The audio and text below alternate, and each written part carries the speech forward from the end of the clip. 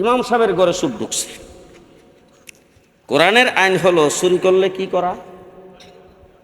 হাত কেটে দেওয়া। বলেন আস-সারিকু ওয়াস-সারিকাতু ফাকতাউ আইদিয়াহুমা, চুরি করলে হাত কেটে দেওয়া। কারণ ইমাম সাহেবের ঘরে যখন সুদ ঢুকছে, ইমাম সাহেব তো কোরআনের আলেম, দৈরে হাত কেটে দাও। যেহেতু এই দেশে কোরআনী শাসন কায়েম নাই, ইসলামী হুকুমত এই দেশে নাই, তখন ইমামেরও দায়িত্ব হলো চোর দৈরা থানায় সুপুরুত করা। থানায় নিয়ে দিবেন, থানায় তার কেস ডায়েরি হবে, তারপরে কোর্টে চালান দিবে, কোর্ট থেকে তাকে জেলে দিবে, তারপরে তার বিচার হবে। রাতের বেলা দুইজন ব্যক্তি, স্বামী স্ত্রী দুইজন ঝগড়া লাগছে। আপনাদের চট্টগ্রাম অত্যন্ত ভালো, চট্টগ্রামে এরকম হয় না। আমি আর আমার দেশের কথা বলি, আমার দেশের বাড়ি ব্রাহ্মণবাড়িয়া, থাকি ঢাকায়। বেগমের সাথে ঝগড়া লাইগা বাস এক কথা, দুই কথা, তিন কথা, পাঁচ কথা, এরপরে একজন একজনকে গালিগালাজ করতে করতে যাইয়া স্বামী তারে রাগ করে ডাক দিয়া ক, তুই ইমুকের জি, তোরে দিলাম 1 তালাক, 2 তালাক, 3 তালাক, 5 তালাক, তোর 14 গোষ্ঠী পর্যন্ত 14 তালাক। এবার আপনাদেরকে জিজ্ঞেস করতে চাই, যখন তালাক দিয়ে দিল, তালাক দেওয়ার পরে বেগমেরও বুঝে আসছে কামটা ভালো হয় নাই, স্বামীরও বুঝে আসছে কামটা ভালো হয় নাই, সন্তানাদি আছে, ছোট বাচ্চাকে চাষে, হাইরে সংসারটা ভেঙে গেল। এখন এইটার বিচারের জন্য যাবে চেয়ারম্যান সাহেবের কাছে, আসতে কয়ে থানার ওসি, এমপি সাহেব, মেয়র সাহেবের কাছে। এটার ফতোয়ার জন্য কার কাছে যাব? জি, আলেমের কাছে, মুফতির কাছে যাবে, ঠিক না? ঠিক। সুতরাং শরীয়তের যত আইন, সমস্ত আইনের ব্যাপারে সিদ্ধান্ত দিবে আলেম ওলামায়ে কেরাম, ঠিক কিনা কোন? রাষ্ট্রের বিভিন্ন বিষয়, আইন শৃঙ্খলার ব্যাপারে সিদ্ধান্ত দিবে কোর্ট কাছারি, ঠিক কিনা? ঠিক কিনা আমার বন্ধুগণ? ভালো করে মনে রাখবেন, 30 বছর পূর্তি মাহফিলের সর্বশেষ, আজকে এখান থেকে চলে যাবেন। আপনি দেশে যদি মুসলমান হয়ে থাকেন, যদি আপনার বাপদাদা মুসলমান হয়ে থাকে, আর আপনি যদি মুসলমানের ঘরে জন্মগ্রহণ করে আপনি মুসলমান বলে দাবি করেন, তাহলে আপনার সন্তানকে দ্বীন শিক্ষা দেওয়া আপনার উপর ফরজ। মুহতারাম সদরে ইজলাস, মুআজ্জাজ মুকাররম হযরত উলামায়ে কেরাম, আজিজ নওজওয়ান, সমবেত অপেক্ষমান বেরাদরান ইসলাম, আপনাদের এই অঞ্চলের অসংখ্য অগণিত মানুষের মধ্য থেকে বাছাই করে, নির্বাচিত করে আল্লাহ পাক আপনাদেরকে জান্নাতের বাগানের জন্য টিকিট দিয়েছেন। আমার বাংলা ভাষা আপনারা বুঝেন? জি, আমার সামনে যারা বসেছেন আপনারা জিন্দা আছেন তো? সবাই জিন্দা আছেন? তা আপনারা জিন্দা আছেন যে এটা আমার একটু বুঝায়েন যে আমরা জিন্দা আছি।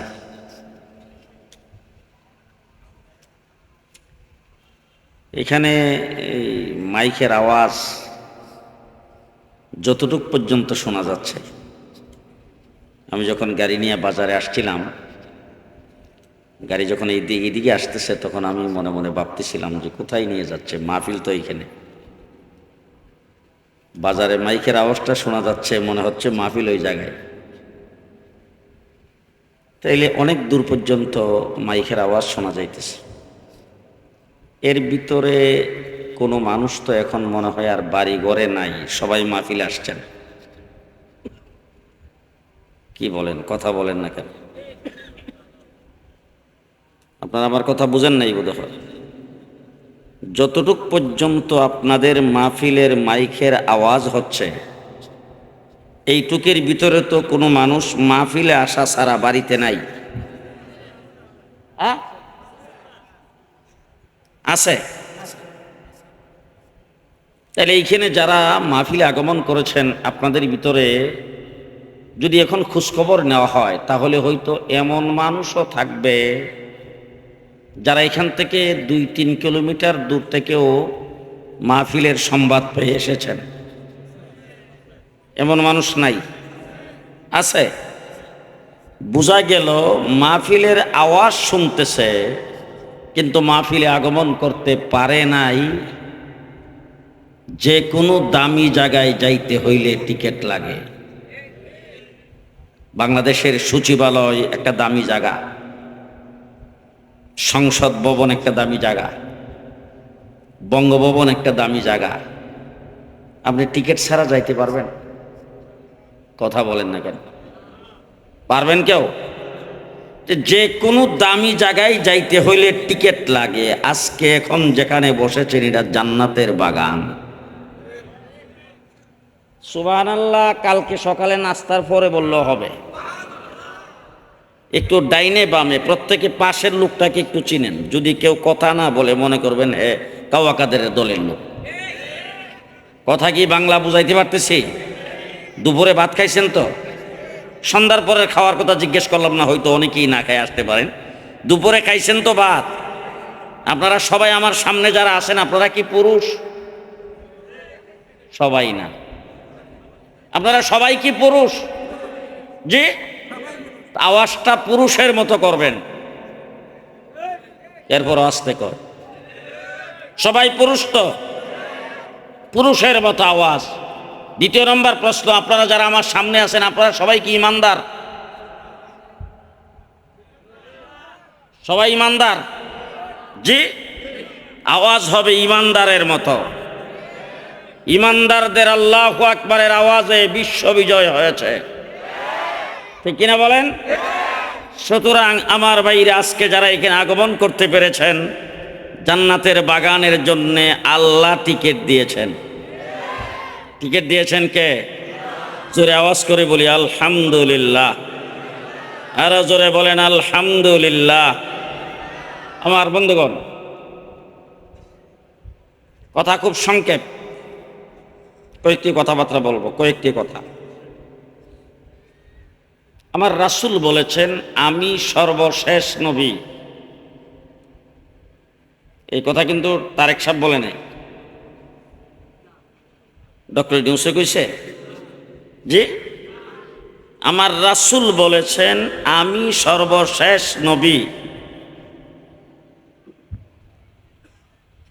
আর আল্লাহ পাক বলেছেন খাতামান নাবিয়্যিন, আমি যাকে প্রেরণ করেছি তিনি শেষ নবী।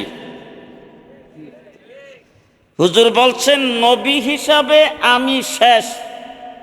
ওয়া আনতুম আখিরুল উমাম, তোমরা হলা সর্বশেষ উম্মত। আমাদের নবী শেষ নবী আর আমরা শেষ উম্মত। আমাদের নবীর পরে কোনো নবী নাই, আমাদের পরে কোনো উম্মত নাই। কি বলেন? আমাদের পরে কোনো উম্মত নাই। অতীতে নবী পৃথিবীতে আগমন করেছেন 3 প্রকারের দায়িত্ব নিয়ে।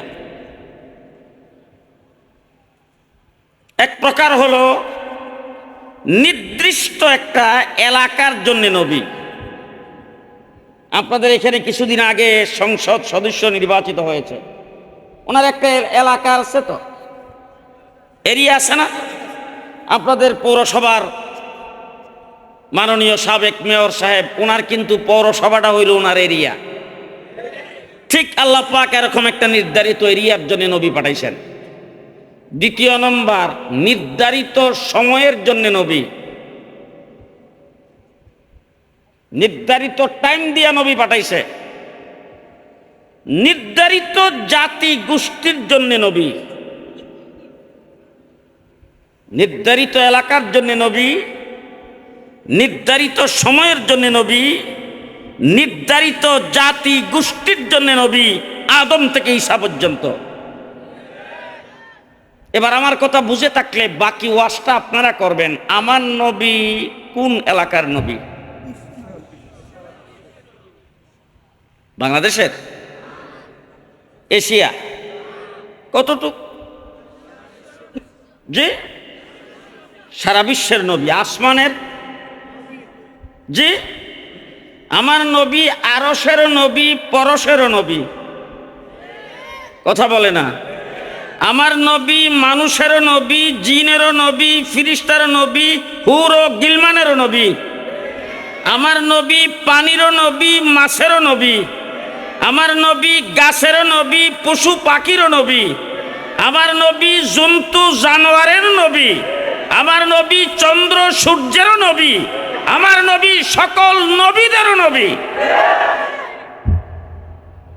এখন আমার নবী সাল্লাল্লাহু আলাইহি সাল্লামের মেয়াদ কতদিন?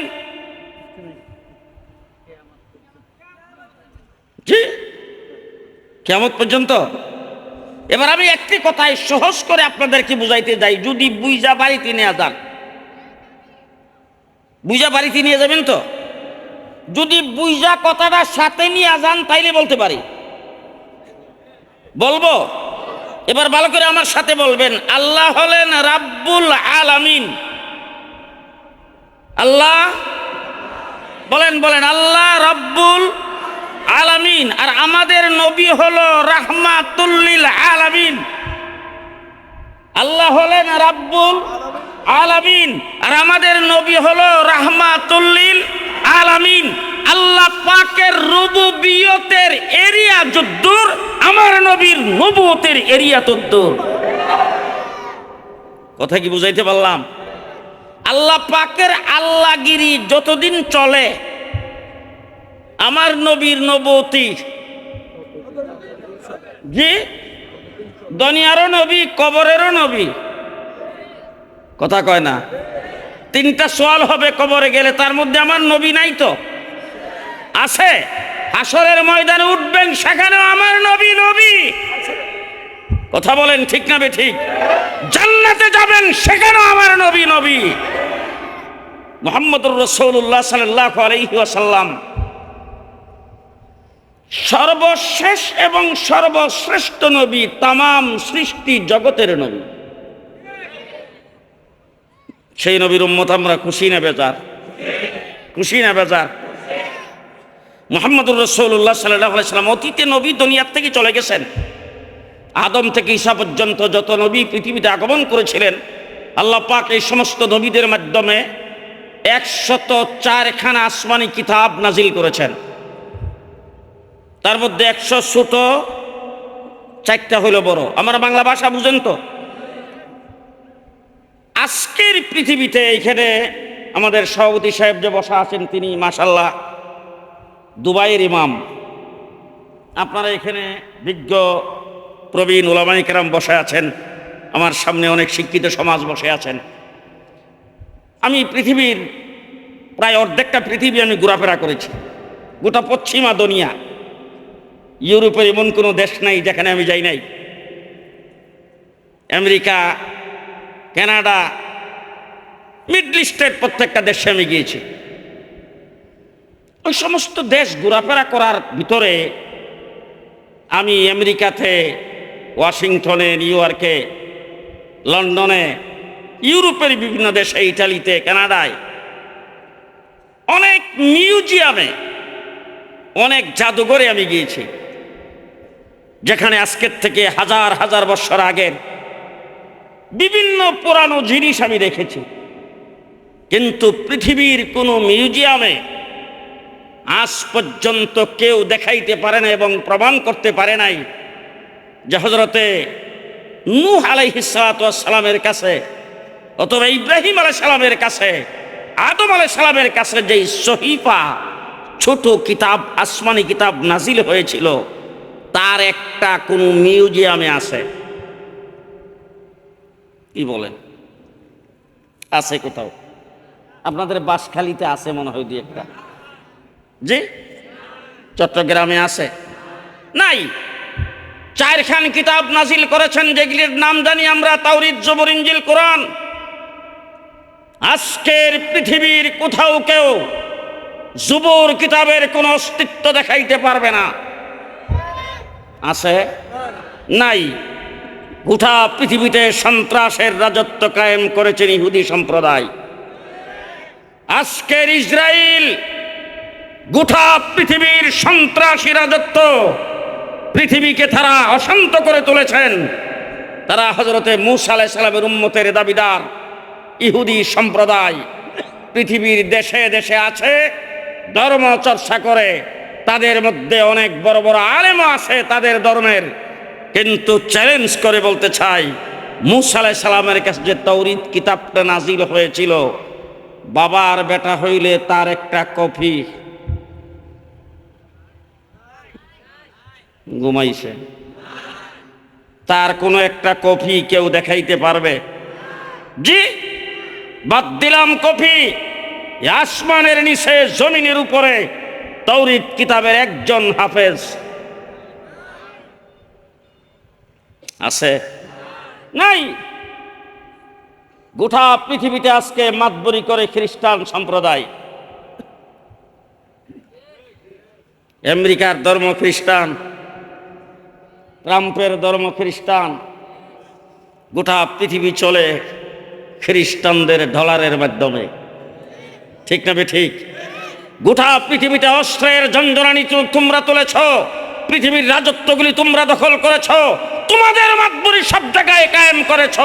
চ্যালেঞ্জ করে বলতে চাই, বাবার বেটা হলে তোমাদের ধর্মগ্রন্থ বাইবেল, যেটা হযরত ঈসা আলাইহিস সালামের কাছে নাজিল হয়েছিল, একটা কপি পৃথিবীর কোথাও দেখাও। চিটাঙ্গে মনে হয় আছে, যে আছে। বাইবেলের বা ইনজিলের হাফেজ আছে কয়জন? আছে হাফেজ? জি, আছে হাফেজ। আমার জানা মতে লক্ষ লক্ষ কোটি কোটি ডলার খরচ করেছেন তাদের ধর্মগ্রন্থের হাফেজ বানাইবার জন্যে, পারে নাই। মুসলমানদের কোরআনের হাফেজ আপনাদের বাসখালী তো অন্তত মোটামুটি 20 তো হবে, কি বলে? চট্টগ্রামে 100 তো হবে হাফেজ। জি, 100 হাফেজ আপনি এখানেই পাবেন। আরে লক্ষ লক্ষ ডলার খরচ করে হাফেজ বানাইতে পারো নাই। আর আমার কাজের বুয়ার ছেলে 30 পারা কোরআনের হাফেজ, রিকশাওয়ালার ছেলে 30 পারা কোরআনের হাফেজ, বাড়ির দারোয়ানের ছেলে 30 পারা কোরআনের হাফেজ, গাড়ির ড্রাইভারের ছেলে 30 পারা কোরআনের হাফেজ, জন্ম অন্ধ 30 পারা কোরআনের হাফেজ। ঠিক কিনা বলেন? মায়ের পেটের থেকে অন্ধ হয়ে বের হয়েছে, কিন্তু 30 পারা কোরআনের হাফেজ আছে না নাই? হ্যাঁ, ঢাকার কেরানীগঞ্জে এক মাহফিলে ওয়াজ করতে গেলাম, সেখানে লাইন ধরে ছাত্র আসতেছে, তাদের মাথায় পাগড়ি পরাইতে হবে। দেখি একটা ছোট বাচ্চা সকলের সামনে, আমি দেখে মনে মনে ভাবতেছিলাম, সম্ভবত এই বাচ্চাটা মাদ্রাসার কমিটির সভাপতি, সেক্রেটারি, অথবা মাদ্রাসার মুহতামিম কাহারও ছেলে হবে। ছোট বাচ্চা তো মনে হয় শখ করতেছে আর কি, এই জন্য এই বাচ্চাটারে বোধ হয় আগে পাঠাইতেছে। যখন সামনে আসলো, আমি যখন তার মাথায় হাত দিলাম, পাশের থেকে একজন আইসা আমাকে বলতেছে, হুজুর, আমাদের মাদ্রাসার মুহতামিম সাহেবের ছেলে, বয়স হইল 6.5 বছর, 6 মাসে 30 পারা কোরআনের হাফেজ। আমার বন্ধুগণ, যেই কথাটা আমি আপনাদেরকে বলতে চাই, আদম থেকে ঈসা পর্যন্ত নবী যারা এসেছেন, আল্লাহ পাক কিতাব দিয়েছে, তারা দুনিয়া থেকে চলে গেছেন, কিতাব চলে গেছে, তাদের তরিকা চলে গেছে, তাদের দিন চলে গেছে, তাদের শরীয়ত চলে গেছে, তাদের আইন কানুন চলে গেছে, তাদের যাবতীয় সবকিছু চলে গেছে। আমার নবী দুনিয়া থেকে গেছেন আজকে 1450 বছর। আপনাদের এলাকায় টিনের ঘর মসজিদ আছে? আছে না? কোথাও যদি কোনো ব্যক্তি একটা ছাপড়া ঘর ওঠায়, মসজিদ নাম দিয়া, সেখানে যদি কোনো রকম 5 ওয়াক্ত নামাজ পড়ে, সেই মসজিদে যখন আপনি যাবেন তখন কোন পাও দিয়া যাইতে হবে? জি, দোয়া কি পড়তে হবে? জি, বাদ দিলাম আপনাদের এই ছাপড়া মসজিদে যাবেন, বাম পাও দিয়ে ঢুকবেন, ডাইন পাও দিয়ে ঢুকবেন, দোয়া পড়বেন আল্লাহুম্মা আফতাহিলি আবওয়াব রাহমাতিক। এবার আন্দরকিল্লা মসজিদে যদি ঢুকতে যান, কোন পাও? বাইতুল মুকাররম। কোন পাও? বাইতুল্লাহ শরীফে ঢুকবেন। কোনো বেশ কম? দোয়াতে বেশ কম আছে তো? উজুর ফরজ কয়টা? রাসূলের যুগে ছিল 40টা, প্রতি বৎসরে বৎসরে কাটতে কাটতে 60টা রইছে। কথা বলেন, কথা বলেন। জি, আজকের থেকে 1450 বৎসর আগে, আজকের থেকে 30-35 বৎসর আগে যখন সর্বপ্রথম গাড়ি কিনেছি, গাড়ির ট্যাক্স দিয়েছি 7,500 টাকা। সেই ট্যাক্স এখন 75,000 টাকা। বাড়ছে না কমছে? চাউলের দাম বাড়ছে না কমছে? প্রতি বৎসরে বৎসরে আপনার ট্যাক্স বাড়তেছে, কারেন্টের বিল বাড়তেছে, গ্যাসের বিল বাড়তেছে।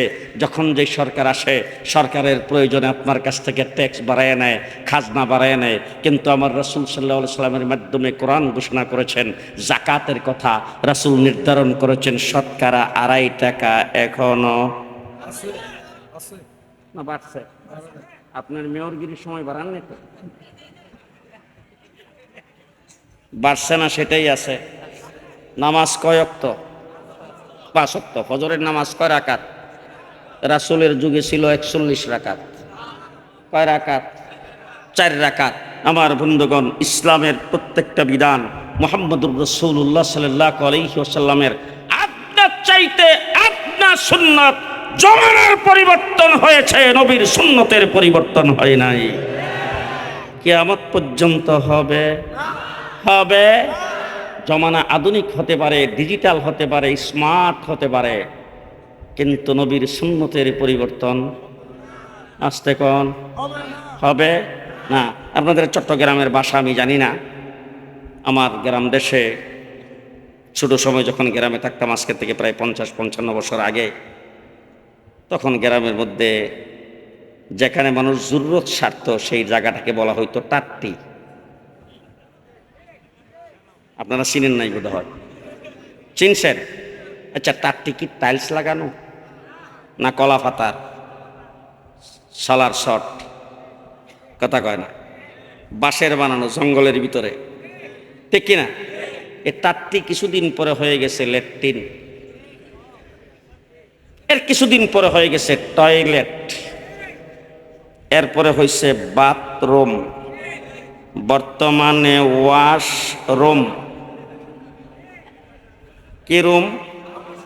খালের পাড়ে রয়েছে তো ওয়াশরুম, খালের পাড়ে রয়েছে তো, জঙ্গলে রয়েছে নাকি ঘরের ভিতরে? ঘরের ভিতরে অ্যাটাচড। নিজের 12 ফিট বাই 14 ফিট রুমটাকে থাকার জন্য সাজাইছেন মাত্র 1.5 লাখ টাকা খরচ। ওয়াশরুমে খরচ করেছেন 5 থেকে 7 লক্ষ টাকা। জীবাণু মুক্ত, দুর্গন্ধ মুক্ত, সুগন্ধযুক্ত এমন সুন্দর সিঙ্গাপুরি টাইলস লাগায় ঘর সাজাইছেন। এবার বলেন তো দেখি, টাট্টিতে যাইতে কোন পাও? বাম পাও। দোয়া কি? আল্লাহুম্মা ইন্নী আউযু বিকা মিনাল খুবসি ওয়াল খাবাইস। ওয়াশরুমে যাইতে বোধহয় 2 পাও একসাথে। কোন পাও? বাম পাও। দোয়া জি। আরে টাট্টি আর ল্যাট্রিন, বাথরুম আর ওয়াশরুমে পরিণত হয়েছে, নবীর সুন্নতের কোনো পরিবর্তন হয় নাই। ঠিক কিনা বলেন? সেই কথাটাই শেষ কথা আমি আপনাদের সামনে বলতে চাই। আমার রাসূল সাল্লাল্লাহু আলাইহি ওয়াসাল্লাম আজকের থেকে 1400 বছর আগে পৃথিবীতে যখন আগমন করেছিলেন, হুজুর আকরাম সাল্লাল্লাহু আলাইহি সাল্লামের যাত্রা মক্কা থেকে শুরু হয়েছে। 13টা বছর পর্যন্ত রাসূল মক্কায় নির্যাতনের পরে নির্যাতন ভোগ করেছেন। সাহাবায়ে কেরাম নির্যাতিত হয়েছে। রাসূল হিজরত করে মদিনায় গেছেন। মদিনায় যাওয়ার পরের বৎসরই আবু জাহেল 1000 বাহিনী নিয়ে মদিনায় আক্রমণ করার জন্য গিয়েছে। রাসূল মোকাবেলা করার জন্য গেছেন বদরের ময়দানে। মুসলমানের সংখ্যা 313। কয়জন? হিসাব ভালো করে বুঝছেন, হিসাব ভালো করে বুঝছেন। হযরতে নূহ আলাইহিস সালাতু ওয়াস সালাম 950 বৎসর নবী। কয় বছর? উম্মতের সংখ্যা মাত্র 82 জন। কয়জন? কত বৎসরে? 950 বৎসর। উম্মত কয়জন? 82 জন। আর আমার রাসূল 13 বৎসর নির্যাতিত হয়ে মদিনায় যখন গিয়েছেন, সর্বপ্রথম বদরের যুদ্ধে গেছেন, উম্মতের সংখ্যা 313। এর পরের বৎসর উহুদের যুদ্ধ, সেখানে উম্মতের সংখ্যা 750। ষষ্ঠ হিজরিতে রাসূল হুসুলে খুদাইবিয়া করেছেন, সেখানে উম্মতের সংখ্যা 1400। খন্দকের যুদ্ধে গিয়েছেন, সেখানে উম্মতের সংখ্যা 2500। রাসূল সাল্লাল্লাহু আলাইহি ওয়াসাল্লাম অষ্টম হিজরিতে ফতে মক্কা করেছেন, সেখানে উম্মতের সংখ্যা 10,000। দশম হিজরিতে রাসূল আরাফার ময়দানে যায় দাঁড়িয়েছেন, উম্মতের সংখ্যা 1,24,000। সুবহানাল্লাহ। আস্তে আস্তে আস্তে আস্তে 1,24,000। ওই জায়গায় আল্লাহ পাক কোরআনের আয়াত নাজিল করেছেন, আল ইয়াউমা আকমালতু লাকুম দীনাকুম, আজকের দিনে তোমাদের দিনকে তোমাদের জন্য অল কমপ্লিট।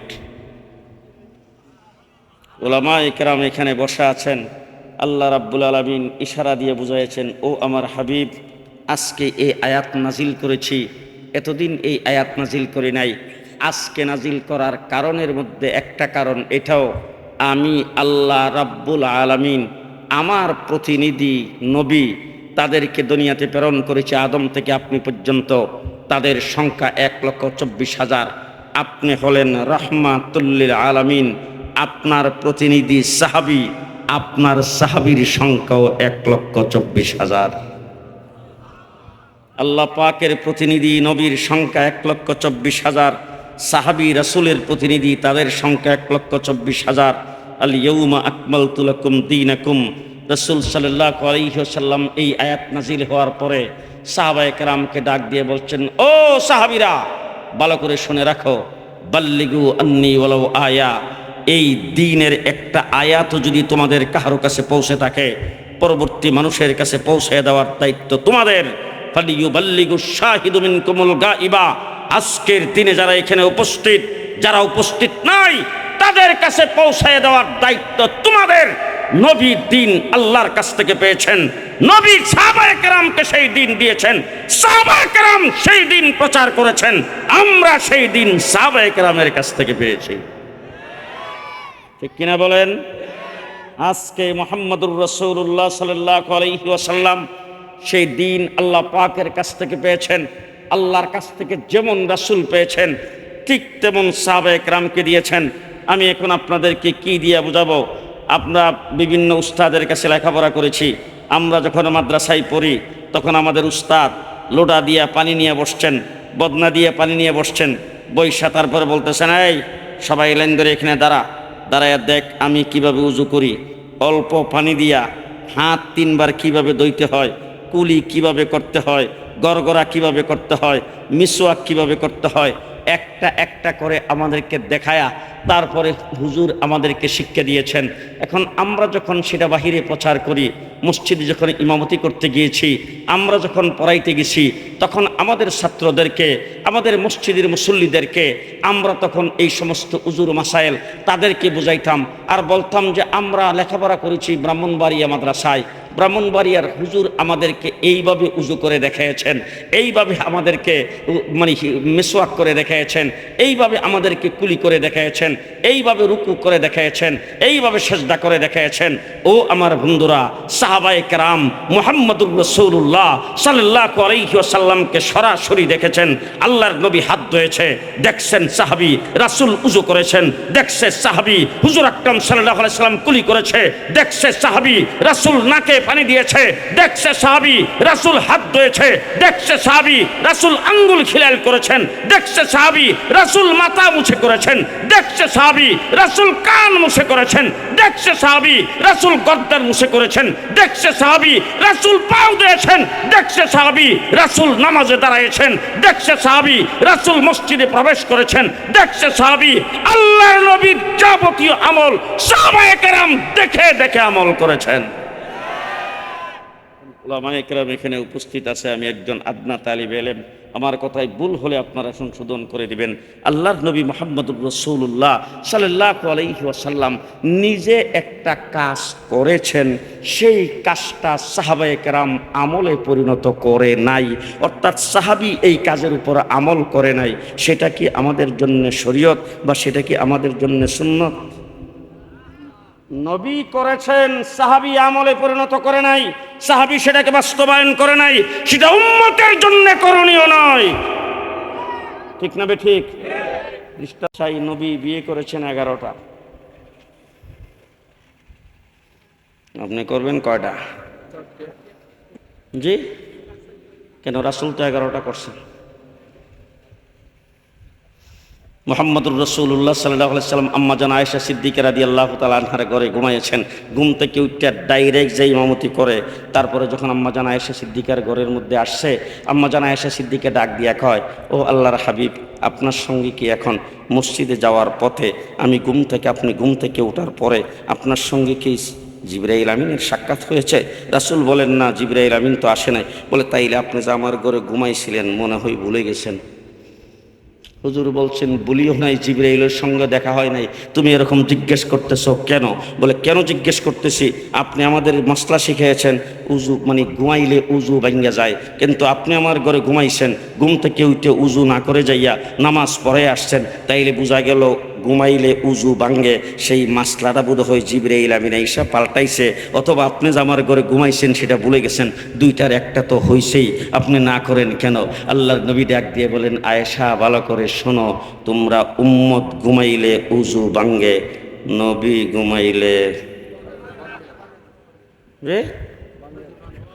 ঘুমাইলে উজু ভাঙ্গে না। কথা কি আপনাদের বুঝাইতে পারতেছি? তাহলে সাহাবায়ে কেরাম আমল করেছেন রাসূল সাল্লাল্লাহু আলাইহি সাল্লামকে দেখে।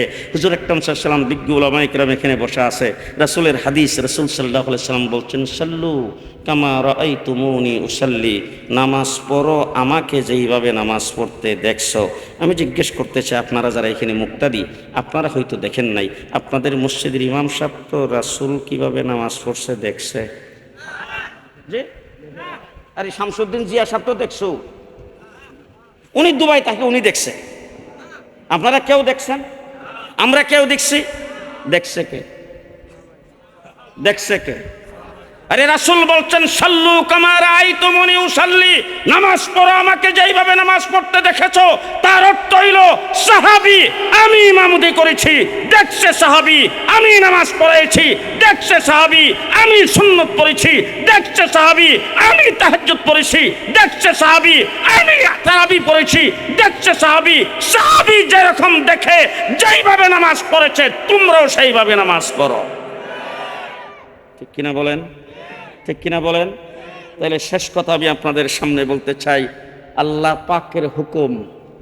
পাকের হুকুম দৃষ্টান্ত স্বরূপ, আল্লাহ পাকের হুকুম 5 ওয়াক্ত নামাজ।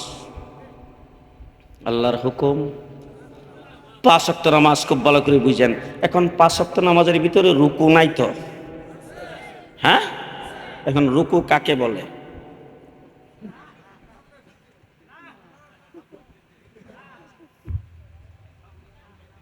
হাঁটুর মধ্যে হাত দিয়া ধরতে হবে, আপনার পাও আর মাথা আর কোমর সোজা থাকতে হবে, এইভাবে আপনি চোখ দিয়ে তাকিয়ে থাকতে হবে 2 আঙ্গুলের 2 পাওয়ের ফাঁকে।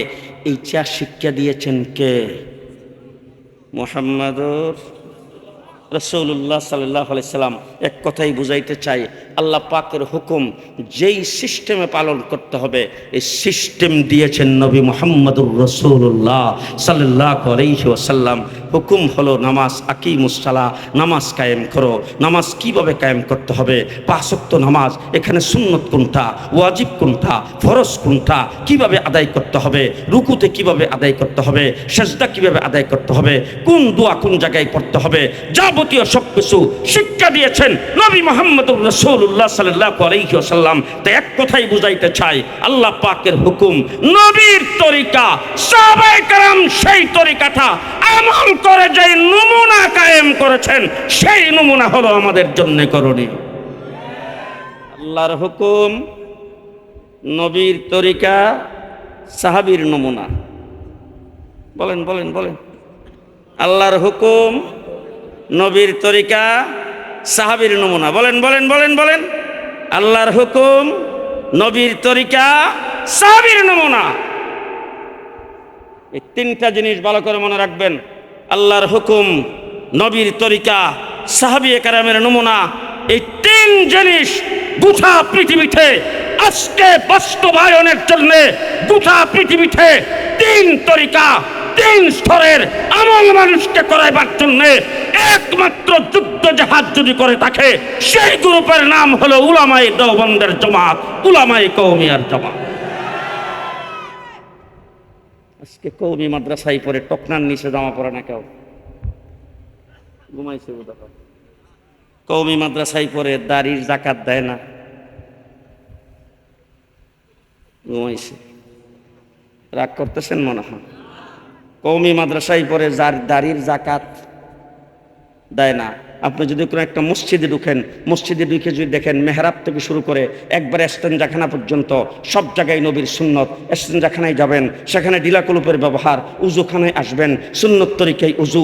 মসজিদে ঢুকবেন, সুন্নত তরিকায় ঢুকা। ইমামের জামা কাপড় সুন্নতি, মাথার পাগড়ি সুন্নতি, মাথার চুল সুন্নতি, হাতে পায়ের নখ সুন্নতি।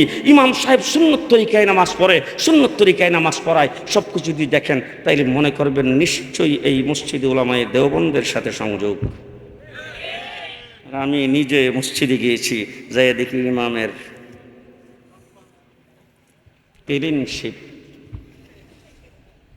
আমি ইমাম সাহেবকে ধরে জিজ্ঞেস করলাম, বাড়ি কোথায়? বলে বাড়ি হইল তার কি, লেখাপড়া করছেন কোথায়? মিশর জামিয়া আজহার। মাযহাব কি? হানফি। মুখে দাড়ি নাই, মাথা নিচের দিকে দিয়া একটু পরে মাথার উঠায় কয়, হুজুর দাড়ি রাখা সুন্নত, দাড়ি এক মুষ্টি রাখা সুন্নত। আমরা হানফি মুজাহাবের উপর আমল করি, হানফি মুজাহাবের অনুসারী। কিন্তু আমার দেশে দাড়ি ছাড়াও ইমামতি চলে। আমি বললাম, আমার দেশে দাড়ি ছাড়া ইমামতি দূরের কথা, দাড়ি কাটলেও চলে না। তার কারণ হলো আমরা উলামায়ে দেওবন্দের অনুসারী। ঠিক না বে ঠিক? ঠিক না বে ঠিক? শেষ কথা ভাইরা আমার, 30 বছর পূর্তি আজকের এই মাহফিল অত্যন্ত কষ্ট করে বিদেশ থেকে আগমন করে আপনাদের সকলকে নিয়ে অনেক পয়সা খরচ করে এই মাহফিলটা আপনারা ইন্তজাম করেছেন, 30 বছর যাবৎ করে আসতেছেন। আজকে এই মাহফিল ওনারা কেন করলেন? উনি এই দূর দূরাজ থেকে এসে উলামায়ে কেরামকে এইখানে এনে এই মাহফিলের ইন্তজামটা কেন করছেন? তার কারণ হলো আমাদের নবীর পরে আর কোনো নবী নাই। রাসূল সাল্লাল্লাহু আলাইহি ওয়াসাল্লাম যেই দিন আমাদের কাছে রেখে গেছেন, আল্লাহর নবী যেই দিন বাল্লিগু আন্নী ওয়ালাউ আয়া বলে, ফালিয়ুবাল্লিগু শাহিদু মিনকুমুল গায়বা বলে সাহাবায়ে কেরামের কাছে রেখে গেছেন, সেই সাহাবায়ে কেরাম থেকে ধারাবাহিকভাবে সেই দিন আমাদের কাছে আসছে। সেই দিনের প্রচার করা, দিন সম্পর্কে মানুষকে বোঝানো, দিনের উপরে মানুষকে ডাকা, দিনের দাওয়াত মানুষকে দেওয়া, দিনের উপরে মানুষকে প্রতিষ্ঠিত রাখা, সেটা আমাদের দায়িত্ব, আমাদের উপর ফরিজা। এই জন্যে আজকের 30 বছর পর্যন্ত এই মাহফিল আপনারা করে আসছেন। ইনশাল্লাহ কিয়ামত পর্যন্ত এই মাহফিল আল্লাহ জারি রাখুক। সকলে বলেন আমিন, আর জোরে বলেন আমিন। এই মাহফিল থেকে আপনারা কি নিয়ে যাবেন? আজকের শেষ কর্মসূচি কি হবে? কর্মসূচি হবে যত কাজকর্ম করব সমস্ত দ্বীনি কাজ উলামায়ে কেরামের সাথে পরামর্শ করে করব। ইনশাল্লাহ কইছেন 5 জন, এই 20 জন হইছে, সবাই এখনো বলে নাই। দ্বীনি কাজ সব দৃষ্টান্ত স্বরূপ বলতে চাই। ঘরের মধ্যে ঢুকছে সুর, ইমাম সাহেবের ঘরে সুর ঢুকছে। কোরআনের আইন হলো চুরি করলে কি করা? হাত কেটে দেওয়া। বলেন আস-সারিকু ওয়াস-সারিকাতু ফাকতাউ আইদিয়াহুমা, চুরি করলে হাত কেটে দেওয়া। কারণ ইমাম সাহেবের ঘরে যখন সুর ঢুকছে, ইমাম সাহেব তো কোরআনের আলেম, দৈরে হাত কেটে দাও। যেহেতু এই দেশে কোরআনী শাসন কায়েম নাই, ইসলামী হুকুমত এই দেশে নাই, তখন ইমামেরও দায়িত্ব হলো চোর দৈরা থানায় সুপুরুত করা। থানায় নিয়ে দিবেন, থানায় তার কেস ডায়েরি হবে, তারপরে কোর্টে চালান দিবে, কোর্ট থেকে তাকে জেলে দিবে, তারপরে তার বিচার হবে। রাতের বেলা 2 জন ব্যক্তি স্বামী স্ত্রী 2 জন ঝগড়া লাগছে। আপনাদের চট্টগ্রাম অত্যন্ত ভালো, চট্টগ্রামে এরকম হয় না। আমি আমার দেশের কথা বলি, আমার দেশের বাড়ি ব্রাহ্মণবাড়িয়া, থাকি ঢাকায়। বেগমের সাথে ঝগড়া লাইগা বাস এক কথা, দুই কথা, তিন কথা, পাঁচ কথা, এরপরে একজন একজনকে গালিগালাজ করতে করতে যাইয়া স্বামী তারে রাগ করে ডাক দিয়া ক, তুই ইমুকের জি, তোরে দিলাম 1 তালাক, 2 তালাক, 3 তালাক, 5 তালাক, তোর 14 গোষ্ঠী পর্যন্ত 14 তালাক। এবার আপনাদেরকে জিজ্ঞেস করতে চাই, যখন তালাক দিয়ে দিল, তালাক দেওয়ার পরে বেগমেরও বুঝে আসছে কামটা ভালো হয় নাই, স্বামীরও বুঝে আসছে কামটা ভালো হয় নাই, সন্তানাদি আছে, ছোট বাচ্চা কাচ্চা আছে, হাইরে সংসারটা ভেঙে গেল। এখন এইটার বিচারের জন্য যাবে চেয়ারম্যান সাহেবের কাছে, আসতে কয়ে থানার ওসি, এমপি সাহেব, মেয়র সাহেবের কাছে। এটার ফতোয়ার জন্য কার কাছে যাব? জি, আলেমের কাছে, মুফতির কাছে যাবে, ঠিক না ঠিক? সুতরাং শরীয়তের যত আইন, সমস্ত আইনের ব্যাপারে সিদ্ধান্ত দিবে আলেম ওলামায়ে কেরাম, ঠিক কিনা কোন? রাষ্ট্রের বিভিন্ন বিষয়, আইন শৃঙ্খলার ব্যাপারে সিদ্ধান্ত দিবে কোর্ট কাছারি, ঠিক কিনা? ঠিক কিনা আমার বন্ধুগণ? ভালো করে মনে রাখবেন, 30 বৎসর পূর্তি মাহফিলের সর্বশেষ, আজকে এখান থেকে চলে যাবেন। আপনি দেশে যদি মুসলমান হয়ে থাকেন, যদি আপনার বাপ দাদা মুসলমান হয়ে থাকে, আর আপনি যদি মুসলমানের ঘরে জন্মগ্রহণ করে আপনি মুসলমান বলে দাবি করেন, তাহলে আপনার সন্তানকে দ্বীন শিক্ষা দেওয়া আপনার উপর ফরজ। সবাই বলবে না? জি, আমি কিন্তু আইসে এক মাদ্রাসায় বসছিলাম, মাদ্রাসার আলিম ওলামায়ে কেরাম, মাদ্রাসার হুজুর আমার উপর রাগ করবে, তারপরেও বলে যাচ্ছি, আমি আপনাদেরকে কথা বলবো না। 30 বৎসর পূর্তি মাহফিলে যারা আসছেন, আপনাদের সন্তান সবাইকে আগামীকাল মাদ্রাসায় ভর্তি করে দিয়েন। আমি এই কথা বলার জন্য আসিনি। আমি আপনাদেরকে শুধু এইটুক বলবো, আপনার ছেলেকে আপনি ব্যারিস্টার বানাবেন, ডাক্তার বানাবেন, ইঞ্জিনিয়ার বানাবেন, আপনার ছেলেকে প্রফেসর বানাবেন। আমার দেশে ইঞ্জিনিয়ারের দরকার, ডাক্তারের দরকার, উকিলের দরকার, অ্যাডভোকেটের দরকার, ব্যারিস্টারের দরকার। সুতরাং আপনার ছেলেকে আপনি বড় উচ্চ শিক্ষিত বানাবেন, ব্যারিস্টারি পড়াইবার জন্য তাকে লন্ডন পাঠাবেন, ইংলিশ মিডিয়ামে পড়াবেন, আমার কোনো আপত্তি নাই। যদি তার জন্য কোনো তাবিজের দরকার হয় আমার কাছে আসবেন, আমি দেব। কিন্তু 1 নম্বর শর্ত হলো, যদি আপনি মুসলমান দাবি করে থাকেন, আপনার ছেলেকে যদি মুসলমান বানাইতে চান, তাহলে কোরআন পড়ায়া, নামাজ শিক্ষা দিয়ে তাকে ইঞ্জিনিয়ার বানাবেন। কথা কি বুঝাইতে পারলাম? কথা কি বুঝাইতে পারলাম? আপনার মেয়েকে আপনি উচ্চ শিক্ষিত বানাবেন। আজকে আমি যখন আমার মেয়ে, আমার ওয়াইফ, তাদেরকে যখন ডাক্তার দেখাইবার চাই, তখন আমি তালাশ করি মহিলা ডাক্তার। সুতরাং আমার ফ্যামিলির জন্য, আমার ফ্যামিলির মহিলাদের জন্য ডাক্তারের দরকার। আপনার মেয়েকে আপনি ডাক্তার বানান, আপনার মেয়েকে আপনি প্রফেসর বানান, উচ্চ শিক্ষিত বানান, আমার আপত্তি নাই। কিন্তু আমার আপত্তির কথাটা হলো, আপনার মেয়েকে আপনি শিক্ষা দিবেন শরীর পর্দার ভিতরে রেখে, দিন কায়েম করায়া তারপরে। কথা কি মনে থাকবে? কথা কি মনে থাকবে? এই জন্যে আপনাদের সামনে শেষ দাবি আমার, আজকের এইখানে মাদ্রাসা, আপনাদের অত্র এলাকার সকলের সন্তান যদি মাদ্রাসায় ভর্তি হয়, মাদ্রাসার হুজুর তাদেরকে জায়গা দিতে পারবে না। আর আমি যতই ওয়াজ করি, আমি যদি এই এলাকার এমপিও নির্বাচিত হই, এই এলাকার জনপ্রতিনিধিও হই, তবু আমার পক্ষে কোনো আইন করেও সম্ভব না সবাইকে মাদ্রাসায় পড়ানো। বেশিরভাগ ছেলে মেয়ে স্কুলেই লেখাপড়া করবে। আমার সন্তান মুসলমান, আমি তাকে মুসলমান হিসেবে জন্ম দিয়েছি। সে যখন জন্মগ্রহণ করেছে, ডান কানে আজান, বাম কানে একামত দিয়েছি। আমি সুন্নত তরিকায় তার জন্য মাথার চুল কেটেছি, তারপরে সুন্নত তরিকায় তার আকিকা করেছি, আমি সব কিছু করেছি। এখন আমার ছেলে স্কুলে পড়ে গুমরা হবে, সেটা আমি চাই না। সুতরাং আমার দেশের শতকরা 92% মুসলমানের দেশের স্কুল, কিন্ডার গার্ডেন, প্রাইমারি, যাবতীয় সমস্ত শিক্ষা প্রতিষ্ঠানে দিন শিক্ষা বাধ্যতামূলক হইতে হবে। কে কে রাজি আছেন একটু হাত তুলে দেখান। রাজি আছেন সবাই? রাজি আছেন? আল্লাহ কবুল করুক। সকলে বলেন আমিন, আর জোরে বলেন আমিন। আল্লাহ পাক এই মাহফিলকে কবুল করুন। যারা ইন্তজাম করেছেন তাদেরকে আল্লাহ হিম্মত দান করুন। তাদেরকে দ্বীনের খাদেম হিসেবে কবুল করুন এবং আগামী কিয়ামত পর্যন্ত প্রজন্মের প্রজন্ম এই মাহফিল যেন আল্লাহ পাক জারি রাখেন, সেই দোয়া করে আমি আপনাদের কাছ থেকে বিদায় নিচ্ছি। আপনারা সকলে আমার কথায় যদি কেউ কোনো দুঃখ পেয়ে থাকেন মেহেরবানি করে ক্ষমা করবেন, আমার জন্য দোয়া করবেন, আমি আপনাদের জন্য দোয়া করি। ওয়া আখিরু দাওয়ানা আনিল হামদুলিল্লাহি রাব্বিল আলামিন। আসসালামু আলাইকুম ওয়া রাহমাতুল্লাহি ওয়া বারাকাতুহু।